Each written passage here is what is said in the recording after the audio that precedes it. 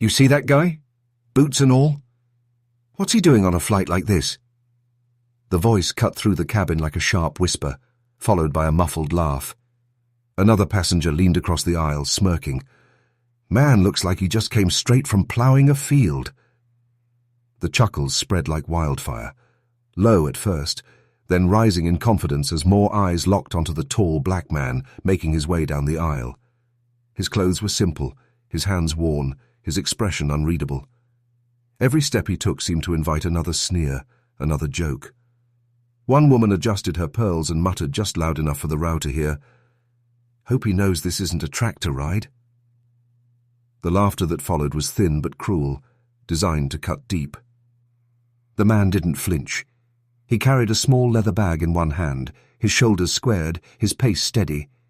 If the ridicule reached him, he gave no sign. His silence only unsettled the onlookers more, as if they expected him to cower or retreat. A flight attendant approached with a tight smile. "Sir, your seat is in the back," she said briskly, almost as though moving him out of sight would ease the discomfort of others. He simply nodded and continued forward, slipping quietly into his seat. Around him, the air thickened with snickers and sideways glances. To the passengers, he was an outsider, someone who didn't belong in their polished world of briefcases and business trips. But behind his calm eyes lay a story none of them could imagine. And soon, the same mouths that mocked him would fall silent. The same eyes that judged him would widen in shock. Because the man they dismissed as a farmer was about to reveal a truth that would turn this flight upside down. Unbelievable. Look at him. Like he belongs in the fields, not up here. The words weren't whispered this time. They carried across 2 rows, sharp and careless. A few passed, and Gers chuckled, emboldened now that the quiet judgment had turned into open ridicule. The man sat still, his gaze fixed out the small oval window. His hands rested calmly on the armrests, but every snicker pressed against him like a weight. Still, his face gave nothing away. A businessman leaned forward, tapping the shoulder of the man in front of him. "You think he even knows how to buckle a seatbelt? Guy probably thinks this is some kind of train ride." Laughter rippled, growing louder, crueler. The flight attendant reappeared, tray in hand, eyes darting toward the man. Her smile was polite, but her tone wasn't. "Sir, would you like water? Or maybe milk?" she teased lightly, earning a few chuckles from those who overheard. She moved on quickly, pretending it was harmless humor. But it wasn't.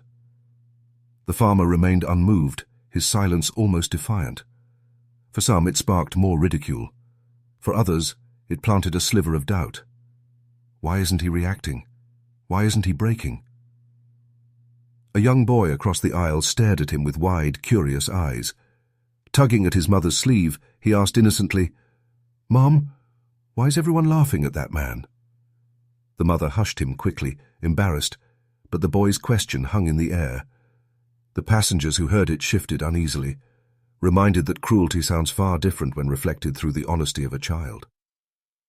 Still, the jeers didn't stop. The man simply breathed slowly, as though waiting, as though he knew something the rest of them didn't. And that silence, steady, unshaken, was about to collide with a moment that none of them could ignore. Because the plane itself was about to tremble.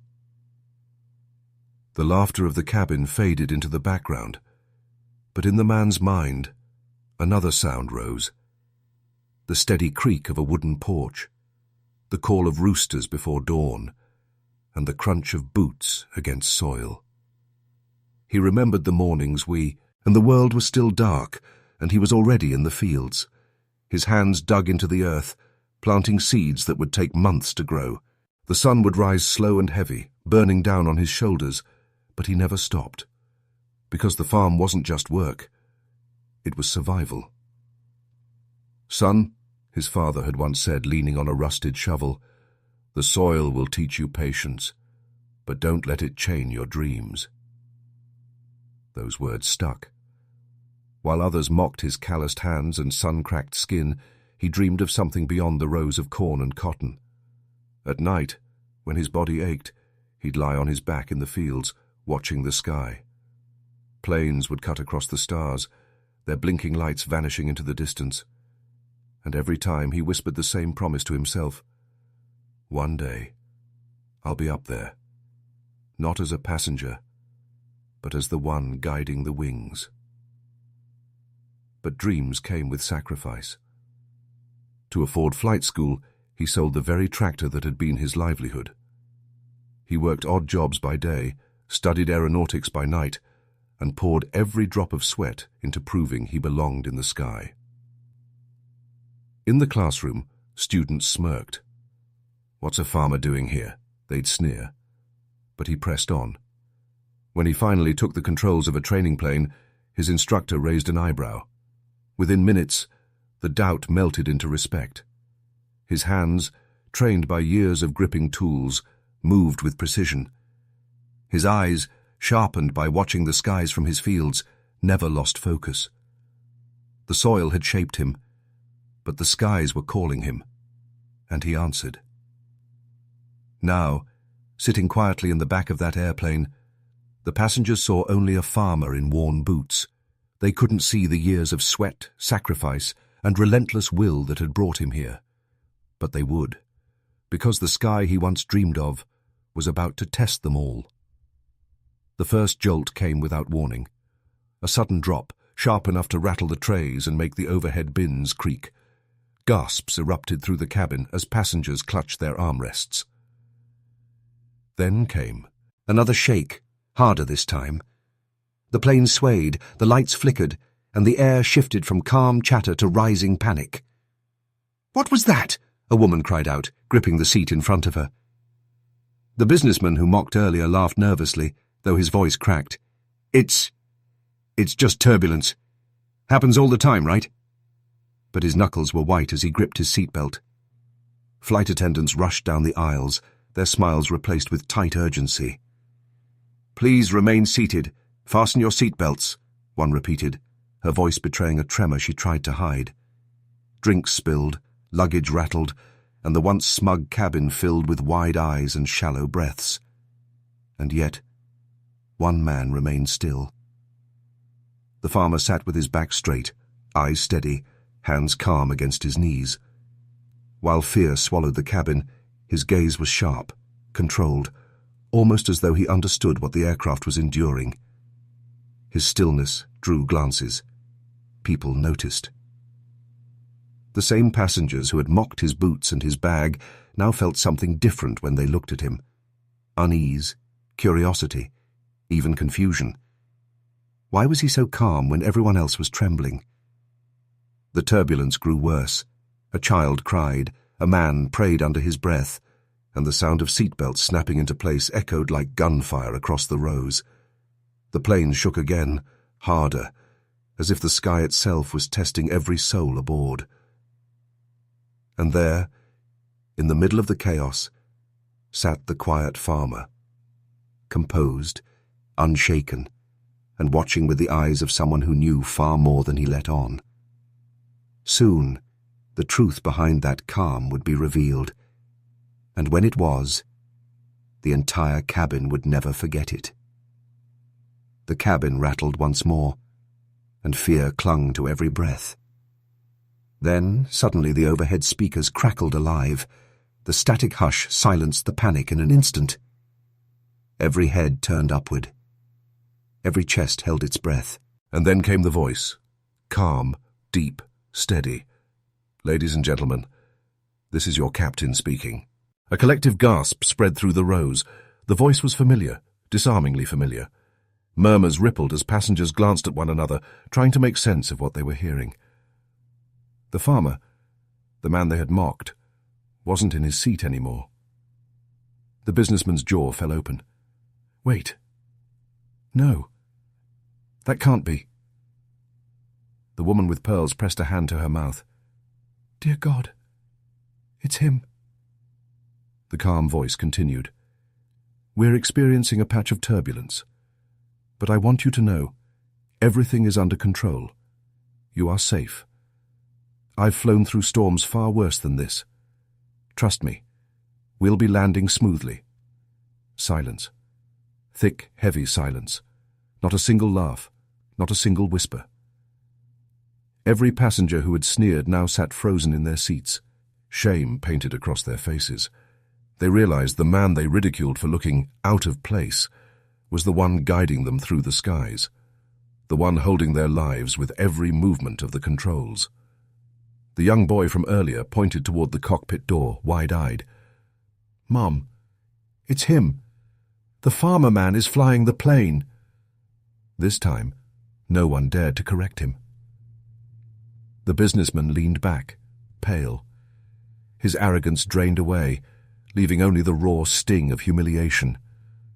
We laughed at our own pilot," he muttered, barely above a whisper. Passengers shifted uncomfortably, hearts pounding louder than the engines. And though no one dared to speak it, they all thought the same thing. How could we have judged him so quickly? The turbulence steadied, but the storm inside the cabin had only begun. Every face now turned inward, forced to confront their own prejudice. And soon, they would see that his voice wasn't just calm because of skill. It was calm because he had nothing to prove to them. But that calm was about to test the weight of their guilt even further. The cockpit door remained closed, but his voice filled the cabin like a steady thunder, calm, measured, unshakable. "Ladies and gentlemen, I need you to keep your seatbelts fastened. We're passing through a rough patch, but I assure you, this aircraft is stable, and I have complete control. You are safe." The words cut through the tension like a blade. Fearful breaths slowed. Hands loosened from armrests. His tone carried something deeper than reassurance. It carried command. The same passengers who had ridiculed his boots and his bag just moments before now hung on his every word. The businessman lowered his eyes, ashamed. The woman with pearls squeezed her armrest tighter, but not from fear. This time, from guilt. His voice came again, firmer now, with the confidence of a man who had walked through storms long before this one. "I know many of you are nervous, but trust me, I've been trained for this. This sky is not unfamiliar to me." The turbulence shook once more, but this time the cabin did not erupt in panic. His presence, though unseen, anchored them. The authority in his words outweighed the chaos outside. A child whispered to his mother, "He doesn't sound scared at all." And he wasn't. Because unlike the passengers, he didn't see this as a trial. He saw it as a responsibility, one he had prepared his whole life to carry.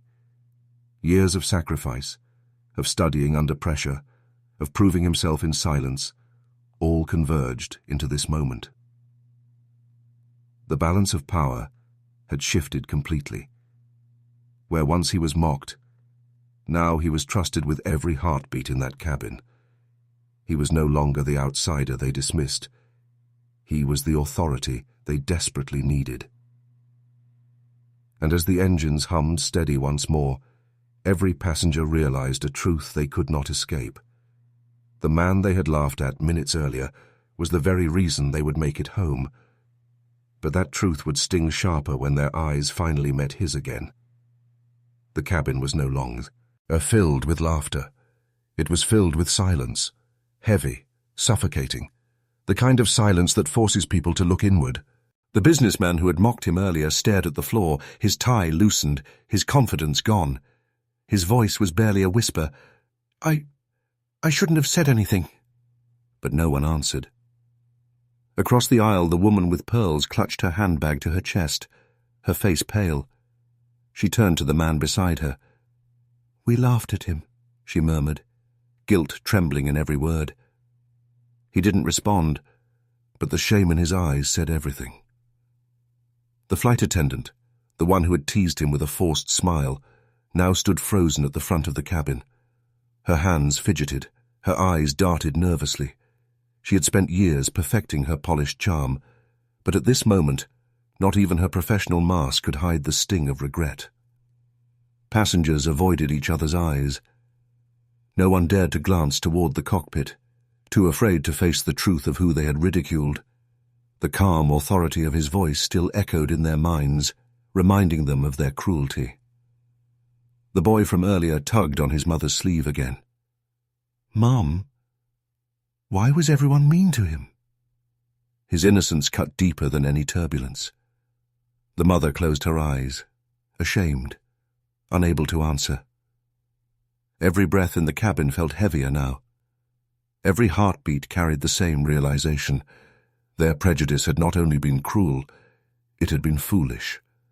The man they mocked was the very one protecting them, and though no apology could erase the weight of their judgment, soon they would be forced to face him again, not as the farmer they dismissed, but as the captain who carried them safely through the skies. The wheels touched down with a gentle thud, smoother than anyone expected. The aircraft slowed, gliding across the runway with absolute control. Relief swept through the cabin like a wave. Then, almost in unison, the passengers erupted into applause. But it wasn't just for the landing. It was for him. The man they had mocked as a farmer was the one who had carried them safely back to solid ground. Their clapping wasn't only gratitude, it was guilt wrapped in respect. Every cheer carried an unspoken apology. The intercom clicked one last time. His voice came through, steady and calm. "Welcome to your destination. It was my honor to fly you here today. Thank you for choosing us." When the cockpit door opened, the cabin fell silent again. Out stepped the man. No longer in his simple clothes, but in full pilot uniform. Crisp jacket, polished wings. The captain's hat resting perfectly above his calm, unshaken eyes. Gasps echoed through the rows. The transformation was undeniable, yet he hadn't changed at all. He had always been this man. They just hadn't seen it. The businessman who had laughed lowered his gaze, too ashamed to speak. The woman with pearls opened her mouth, then closed it again, words dying on her tongue. A few passengers whispered apologies, but he offered no reply. Instead, he walked down the aisle with quiet dignity, his presence commanding more respect in silence than their words ever could. He did not need their validation, because his truth had already spoken louder than their prejudice. And as he stepped off the plane, one thought lingered heavy in every passenger's mind. They would never forget the day they laughed at the man who held their lives and landed them in safety.